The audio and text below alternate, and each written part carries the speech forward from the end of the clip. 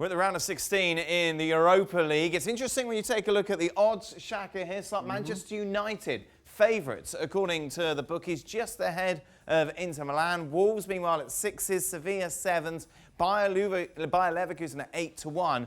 United, of course, have got Lask, leaders of the Austrian league at the moment. Looks like a favourable draw for them to make it through to the quarter-finals. Rightly favourites? Yes and no. Oh. I say yes, one, because of the draw in the round, and you look at the others on that full screen and compare the toughness of their respective draws. Also, you feel that's where a lot of the money is going on Manchester United. And right now, yeah, you can't deny United are in the middle of a very good run. 10 unbeaten in all our competitions. Bruno Fernandes has come in and certainly changed their fortunes. They do welcome players back, or will be welcoming players back in Pogba and Rashford. So, in theory, it should only get better for United. But, listen, it's a long way to go and a lot of good teams still left in the draw if they negotiate their respective tests. What's more likely?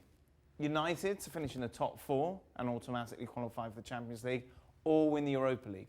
Ooh, I think finishing the top 4.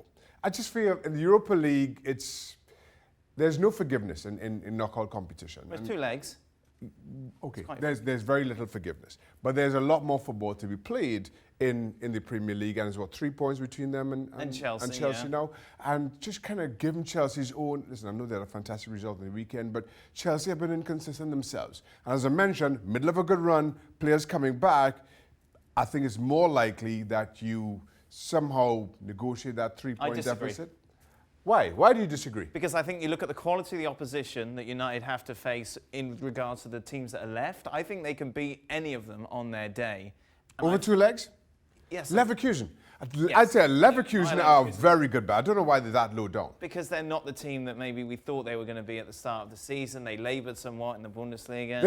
They have lost once since the beginning of December, Leverkusen. Yes, but overall, in general, just because you like them in your power of late, they have been very good. Of late, Manchester United have been... The same things you're saying about Leverkusen, you can say about Manchester United. Haven't been the team you thought they would. They laboured early on. United are exactly the team we thought we would. No, what I'm saying is, well, to start this season, they were the team that you thought they would be. Same things you're saying about United, say about Leverkusen. But you've also got other teams in there as well. Sevilla have got a great pedigree in this competition. Inter Milan, desperate for a trophy, won't win Serie A. That's right. I don't think, after that defeat against Juventus. A little bit of extra motivation there, because at first, when Inter qualified, we thought, right, maybe they'll just forget about this, focus on the league. That's changed now, hasn't it? But certainly, Inter, you still think Inter will finish in Champions League spots in Serie A if the season continues. Yeah, of course. So that, again, is...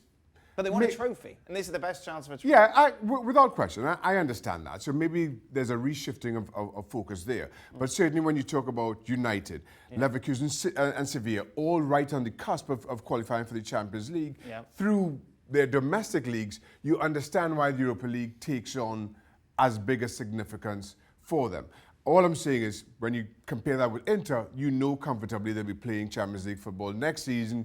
We have to see how that works out in terms of their own mentality and psychology going forward. This competition, of course, has had its critics in the past, but it's a good lineup, good teams remaining in it. Manchester United, though, as you mentioned, favourites, according to the bookies, to win the Europa League this year.